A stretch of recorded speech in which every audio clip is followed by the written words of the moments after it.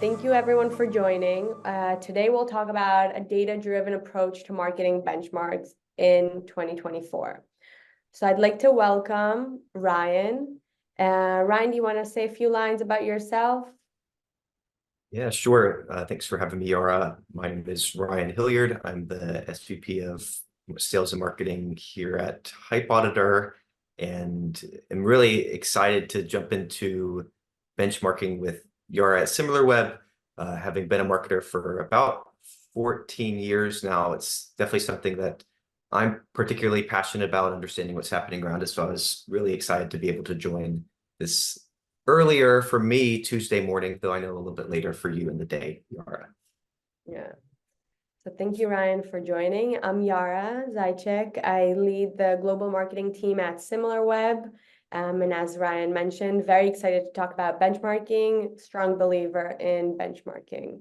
So on today's agenda, we'll be going over key findings from our 2024 report, how to benchmark against your competitors and industry, how to benchmark influencer marketing and social channels, and we'll have time at the end for Q&As. You can type them into the chat as we go along, or at the end, we'll have an open session. So first question, how many of you have a benchmarking process in your marketing planning? Feel free to answer. I have my sort of guesses, Yaara, on how it will. I would think more on my to-do list would be my guess. I don't know. Do you have any guesses on your end of where people Yeah, I will think wind it's up? always on our to-do list.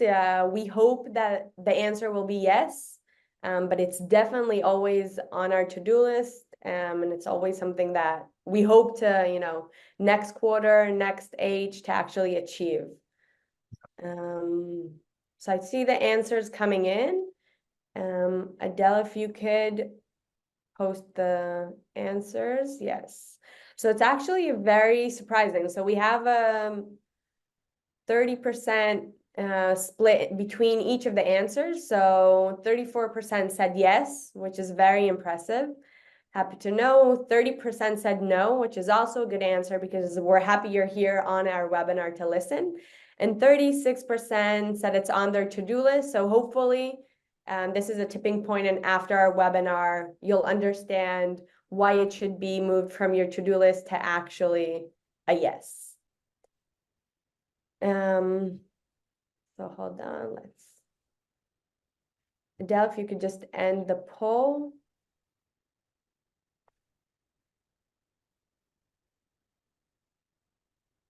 Hold on. Okay. So Ryan, off to you. Yeah, so thank you, Yaara. Yeah, I think the split was pretty interesting, about a third, a third, a third. My guess is a lot of the no's are probably folks that maybe a lot like marketing teams that I worked with, and this is the point of this slide here, is benchmarking sometimes feels like this really soft objective of like, I do it and then what, right? We all remember doing like a SWOT analysis in school, and it's like, so what? We sort of state the obvious, and if that's the case, right? I think I understand why you don't do a whole lot of benchmarking, but our goal here is to sort of reframe how you think about benchmarking and how to get value from it, because it's really, really important to understand what's happening around you, not just with direct competitors, but also the market in general, the people that are influencing your shoppers that aren't yourself. Right. So benchmarking is really, really critical for marketing teams because it puts into context what you're seeing as a company. Are you below the waterline in a growing industry? Well, that could be quite concerning. Are you above the waterline in a shrinking industry? You might feel very positive, but still probably a pretty concerning predicament. So understanding what's happening around you, being aware of that, pulling things to the surface so that you can speak with the internal teams, the internal stakeholders to say, hey, this is what's happening around us. This should shape what we're going to do with our product, what we're going to do with our major marketing milestones. This is how we should evaluate what's happening so that we can make measurable and achievable goals. And so that's one of the most important pieces to benchmarking. And we're going to dive a little bit further into how you do it correctly and make it actionable before we do, we're going to talk a little bit about some of the report results that we saw. So if you haven't downloaded the report, it's still available to download. It's a great report both of the teams put together. Some of the really interesting things that I thought from the report that we pulled out were we continue to see this slide from desktop traffic. If we were to put it into context, I think sometimes it's interesting to see, even in like a B2B setting, you still sort of see that stability with desktop, but with consumers becoming more and more comfortable with operating even expensive items, expensive purchases, doing more of that from their phones, maybe eventually from their Apple VR headsets or their Meta VR headsets. So we're seeing that shift continue to shrink a little bit for desktop. Paid marketing is continuing to grow, right? So one of the things that we'll call out in an upcoming slide is this big presence of direct and organic traffic, this sort of like hard to attribute source of traffic. Well, people are continuing to drive paid ads to try to offset, hey, we can't really see where all of this is coming from. How can we control where people are coming from? So we're seeing a continued growth in paid marketing. And then I think the last thing that I would call out here is this is a tremendous insight from Similarweb, but seeing that users continue to not really be very loyal like they were maybe 20 years ago when it comes to brands. They're looking at lots of different sites when they're thinking about making a purchase. So they're hopping from site to site to evaluate what's the best value for what I'm looking for, what's the best offer for what I'm looking for. And so there's lots of movement, even though you see these giants have a domination of the total traffic. People aren't necessarily just going to them to purchase. They're the people that but then they move along to try to find the right solution for what they're looking for. Also in our report, we dove into some of that marketing mix of channels that you see based off of industries. And so if we're thinking about benchmarking, why it's important, how it's valuable, I think when you look at this slide, if you sell a consumer good, if you sell, golf shirts as a D2C brand, it's really good to understand like, well, how does my mix compare to others, right? Is half of my traffic organic, or is half of my traffic direct? I don't know where it comes from. Why is that the case? Well, it's about the same all around you. So you can understand, okay, how much of a priority should I be thinking about for fixing this? Or should I just understand this is just kind of the way that it is right now? Good to know. Now let me shift to my other more urgent initiatives that I can control. So you can see that split across the board is pretty even, though in home and garden, that's one that's really, really interesting that I want to call it. That's very different than the rest of the graphs, where the amount of direct traffic to those websites is a much, much smaller percentage, much more organically driven, which I think makes a lot of sense if you think about content, content richness. Those types of websites tend to do a very, very good job of educating customers with blogs and articles and lots of things that can rank very, very high organically. And then because I'm here, we want to put also an influencer marketing angle on this. We continue to see influencer marketing be a growing investment across all industries, even in the wake of shrinking marketing budgets. So year over year, 7% growth, and that growth is expected to continue and accelerate over the next 2 years. And some of the main reasons are that the engagement with the content influencers put out is just so much higher than that of brands. It also builds this trust. It grows that reach to the target audience. So we continue to see influencer marketing as an investment continue to scale. Now, the shape of it is a little bit different, right? It's not all just big splashes with huge influencers. It's a lot of smaller influencers trying to drive direct response. But either way, I think seeing that growth is something that we wanted to underline. So with that, I'll hand it back over to you, Yaara, to talk around how we do benchmarking in 2024 and thinking about the years to come. Thank you, Ryan. So we'll start with the old way and new way of benchmarking. So the old way of benchmarking was very time consuming, expensive, and vague. You'd look at how your website differed from others. Maybe you'd manually count the type of pages you'd have, but you'd be clueless into the performance of the actual site. So many would resort to buying expensive industry reports. Like you have those 100-page reports which contain great data points, but not targeted specifically to you. You're still missing granular performance metrics. but data is now available digitally. So with software like Similarweb, you can get digital points for any website or industry in the world. You can even create segments and custom industries that match exactly your needs. So I'm going to walk you through the metrics and the data points you should be gathering to do effective benchmarking and get some tips and tricks along the way to make sure your benchmarking process is efficient and effective. So to begin with, in the digital world, there are two main types of benchmarking: competitor benchmarking and industry benchmarking. Competitive benchmarking is when you measure your performance against a set of group of websites that you define as your competitors. You may have different types of competitors and lump them all together into benchmarking process, or different benchmarks based on different competitor sets. The additional bonus that many don't know about the competitive benchmarking is you naturally uncover tactical opportunities throughout this process. Industry benchmarking, on the other hand, is when you measure your performance against a group of websites based on your industry, niche, or market, however you define yourself.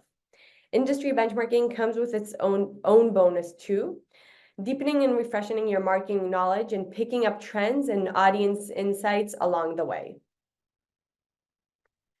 So our next slide. As marketers, we know you're probably driven first and foremost by competition. So we'll start with, there's a benchmarking journey.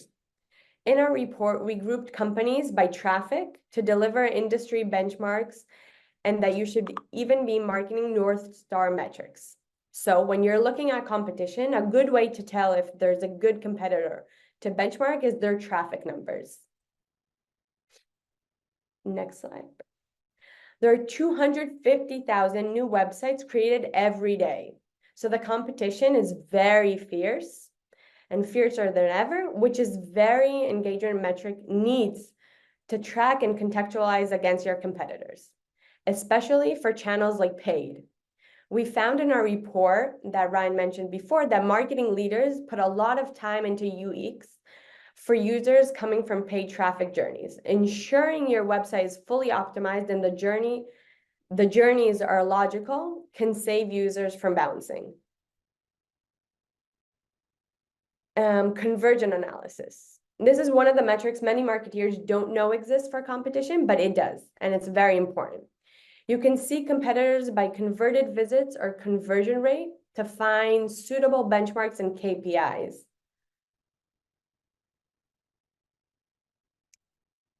Channel mix. Again, another metrics marketers usually forget, but this can be identified your channel mixes, how healthy your channel mix is. The golden trio is usually direct, followed by organic, and then paid. Direct is a sign of brand awareness and retention. Organic generally showed outperform paid as it's a cheaper channel. However, organic efforts should be supported by paid, especially for commercial and transactional keywords, so it shouldn't rely upon entirely. Reviewing your competitors during the exercise will point out areas where you're ahead and behind. So it's very important, but a good competitor intelligence software like Similarweb will put out insights for you. Everything for good referral channels for your competition through the trends and keywords they're targeting that you're missing. From your industry perspective, you should start your benchmarking with an understanding of the market size overall, how much traffic demand there is online, and if it's growing or shrinking. That's important to know. You can view this globally or by country. If there's a big player, it can help you define how much your market you should be owning. Next up, market difficulty will give you an indication of how to set your goals for the year ahead. Maybe huge growth isn't realistic in the specific market that you're in. Our market difficulty metrics are made up of loyalty, consolidation, brand, and PPC costs. So up next, you need to treat your industry analysis a little like your competitive analysis and narrow down the wider industry into a custom industry set. There may be top 10, or maybe it's a set of players that have specific traffic numbers. From this point, you take your custom industry and dig into the same metrics at the competitive benchmarking we showed earlier. Here, we're taking the marketing leaders metrics as an example. In a sheet, you will put down your own performance and then the average of either your competitors or in industries, or both, whatever you choose. From here, all of the information you have about market difficulty, search demand, etc., and set yourself realistic goals for growth. You don't always need to be above benchmarks, but you should always be competitive. From here, you can give the goals to your marketing teams and set initiatives around them to achieve.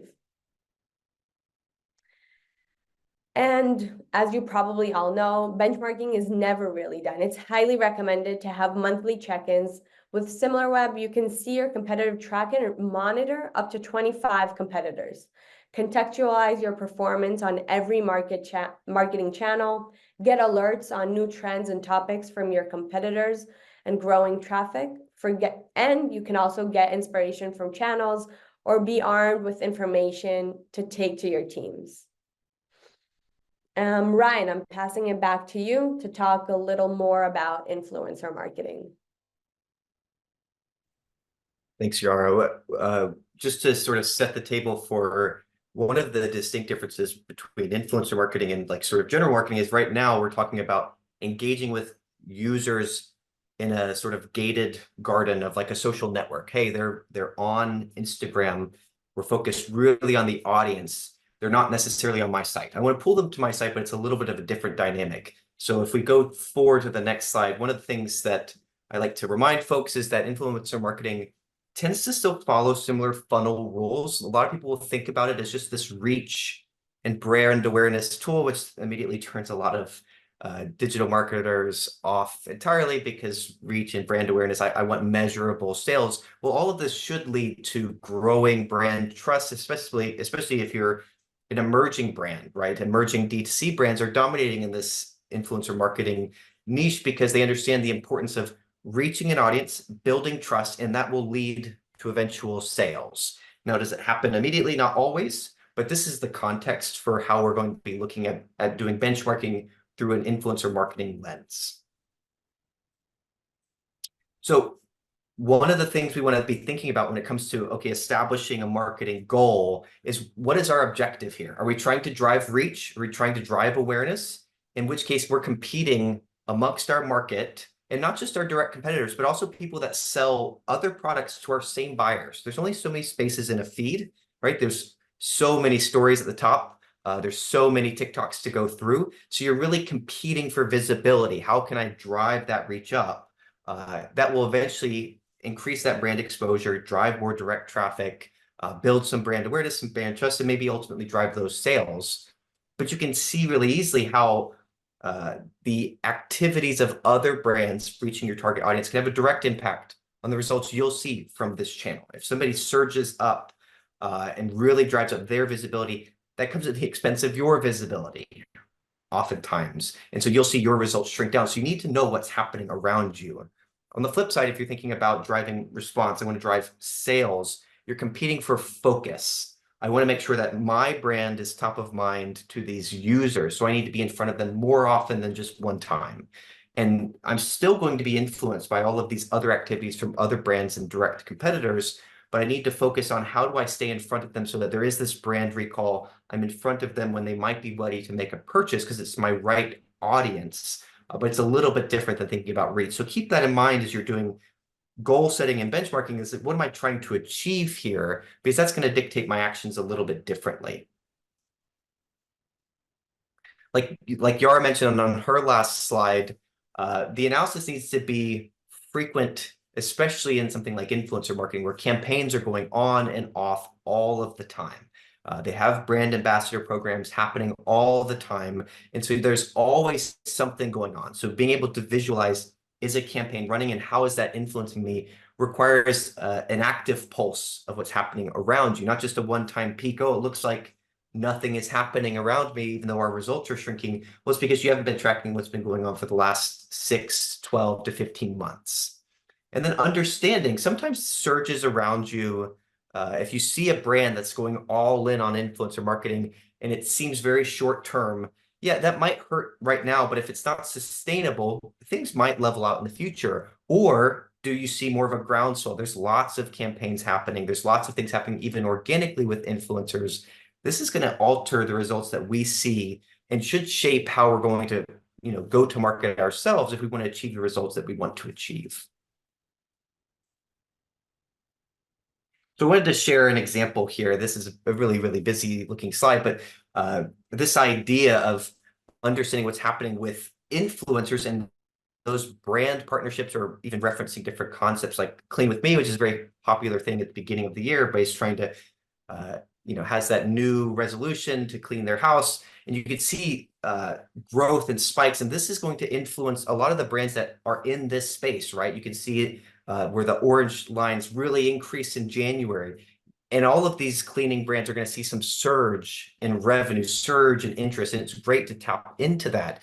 There's influencers of all sizes. There's paid partnerships. There's organic posts happening. There's really good quality here. But you have to understand that this is going to dictate the results a lot of these brands are seeing. And so when it comes back down, because this is no longer a trending topic, you have to game plan for, well, what do we do next? We can't ride this wave of Clean With Me. We can do that in the short term. We can use tools to identify these patterns ahead of time. But then once it comes back down, we have to find some way to keep our leveling back up, right? So having that context and that awareness of what's happening is really, really important. Oh, I think we jumped one. Also just want to highlight, we always want to make sense of what we're seeing, right? So if we see a lot of activity from competitors, it's important to understand, is this just a huge one-off partnership, or is it a groundswell of interest? Is it organic? Is it paid? Is it both? Is this something that's seasonal or just trendy that's going to go away really, really shortly? Is it predictable?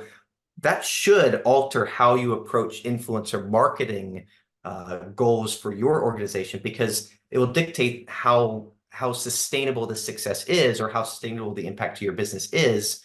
Or is it something you shouldn't really be worried about, right? If this is a huge spike, but it's really just one partnership, okay, good to know. It's not that this brand is soaring, it's that they partnered with somebody huge. Let's see what happens, but let's stick to our strategy, right? So it's all about understanding what's happening around you, putting it into context to shape what you decide to do.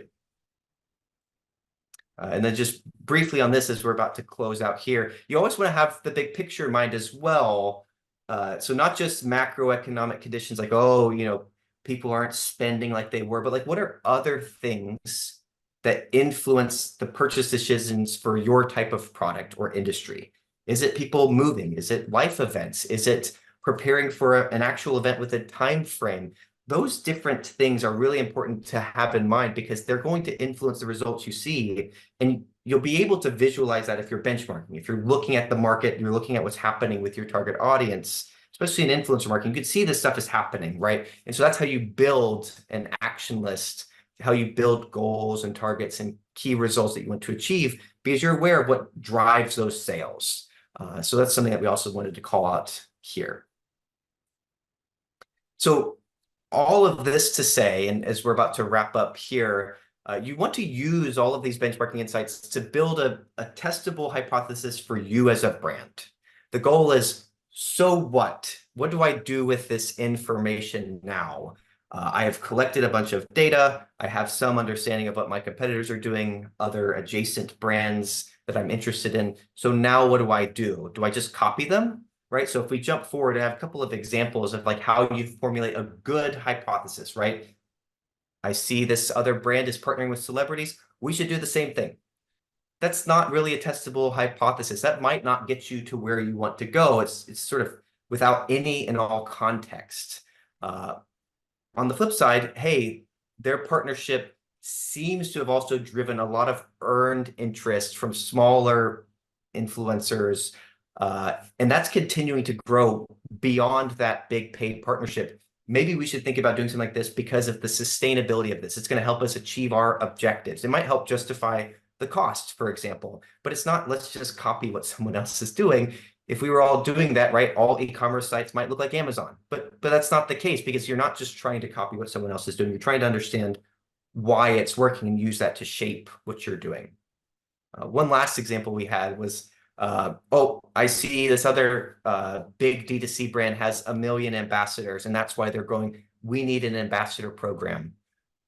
On the flip side, is your ambassador program even going to be something that is worth registering for you? Is it compelling to influencers? What sort of growth is happening around this brand away from their brand ambassador partnerships? Maybe there are some celebrity partnerships driving it, and now you just happen to see a lot of brand ambassadors. Maybe it's a great idea, but if you're only going to offer up, a free t-shirt, and they're offering up money and affiliate payouts and lots of product every month, it's not going to be the same thing. So you always want to bring some context to what you're doing when you're evaluating what's happening around you. When you're trying to mimic what you see that seems to be working, you want to understand, well, why does it seem to work, and how does it apply to us? So I sort of summarized it on the last slide, but think about benchmarking as a way to see the path to where you want to go, right? It's, okay, we want to get from this level to this level in influencer marketing or paid or whatever it might be. Benchmarking helps you navigate the hurdles and the valleys and all of those things that are in your way. You want to know if they're in your way. You can't just look at the finish line and go, I'm just going to drive straight there. Right? You have to sort of navigate the path, and that's the value in benchmarking. Just a 10-second plug for HypeAuditor. If you're not familiar, we are an influencer marketing platform that allows you to visualize what's happening both with direct competitors in your brand space around hashtags, as well as just finding creators, evaluating quality. If you're interested, you can always find us at hypeauditor.com. All of the charts that you saw in there also are just things that are available for brands or agencies or whoever it might be that's trying to understand through an influencer lens what's happening around me. How can I find good partnerships? So appreciate Yaara and the Similarweb team for letting me plug this real quick, and I'll hand it back to you, Yaara. Thank you. So let's go into the Q&A. I see we have a few questions. So the first question that we have, do you have benchmarks for nonprofits and education? So yes, on our Similarweb platform, we do have benchmarks. We don't have it in the specific report that we just created, but this is a teaser. So we are looking into maybe having another report. So if that's something that's interesting, we could look at benchmarks for nonprofits and education. Another question that came in, Ryan, I think this one is for you.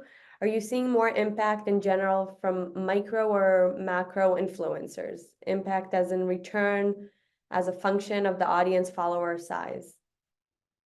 We definitely see a shift towards smaller influencers. Mostly there's value in the authenticity. The engagement tends to be a bit more real. It's also a bit more cost effective. I think the big thing is that you want to know, is this audience real? Is it who I want to reach? If you do a good job of finding quality creators, it's just like finding quality websites to advertise on where your audience exists. You can find really, really strong results, even if they have 1 million followers. It might be a little bit more expensive, but it's really understanding, is it a good quality, authentic, engaged audience that's aligned with who I want to reach? Am I reaching the person that will ultimately buy? That's what will drive that response. We do see a bit of a drop from people just paying an influencer $30,000 or $40,000 just to do one post for brand awareness, because that's not super effective. Thank you. I see another question. Can you see the previous slide? Adele, can you go to the previous slide? Thank you. Another question, do you have benchmarks for jewelry? So actually, yes, in the report that we published, you can see benchmarks for jewelry and luxury. Another question. Ryan, I think this one is for you. Do you see trends on native ad spending for brands?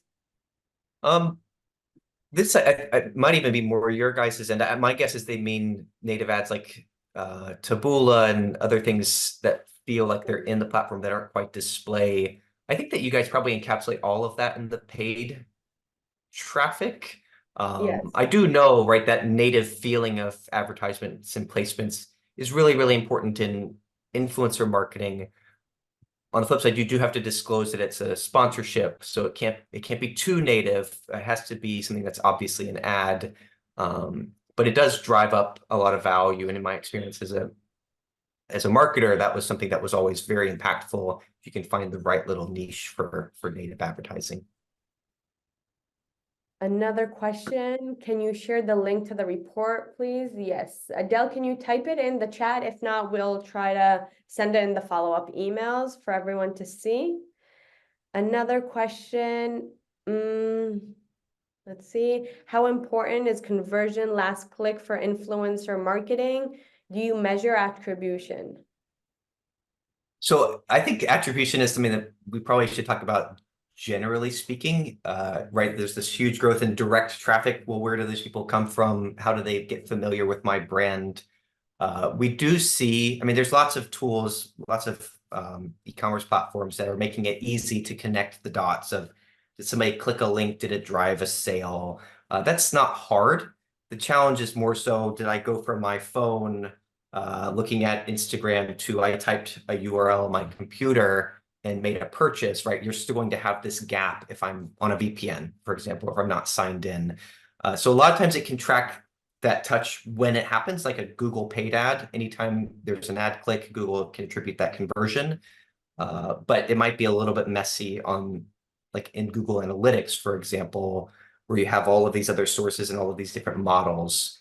It'll count, hey, a sale happened, not necessarily if it was first or last. But I mean, it's an interesting challenge for every sort of traffic channel, is like, how do we manage attribution? Cookies are gone. People are on all these different devices. So Another question that I see. So first of all, will the webinar be emailed to attendees? Yes, we will email it. Another question, is this webinar recorded? Yes, and we'll share the recording. Another question, how are these categories formulated, and is it possible to look at the gifting vertical? And are the insights worldwide or just UK? So the insights in the report or in the webinar, so usually we do go for worldwide. We can drill down into specific countries.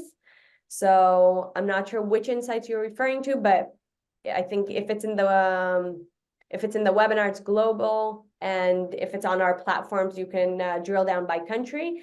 How are the categories formulated?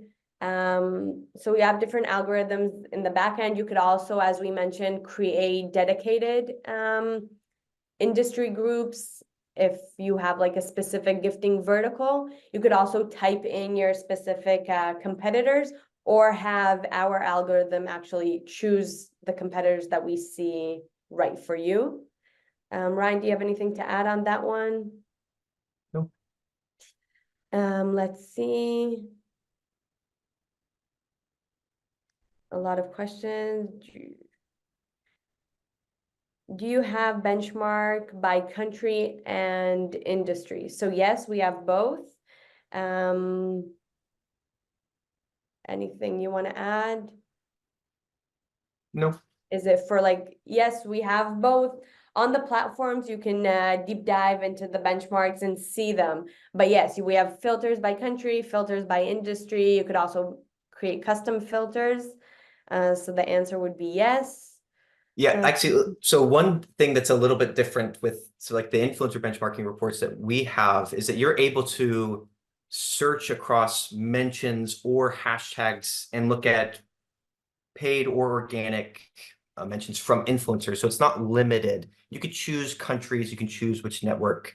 So a little bit different than just ongoing. We do also have some functionality for that with looking at 7 competitors and tracking alongside for a year.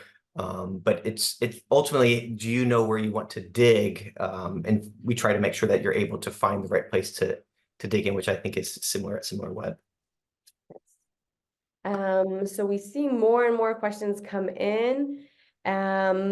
I did send in the report through the chat, so anyone that wants to download it can take it from there. The rest of the questions, I see some of them are with names, so we'll take them offline and answer you.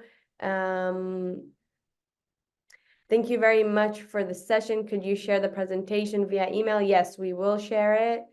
So I think that's all. Thank you, Ryan, for your time. Thank you, everyone, for joining us. We'll be happy to discuss offline, and hopefully you'll all receive the emails, receive the report, and you're more than welcome to reach out to us for any other questions.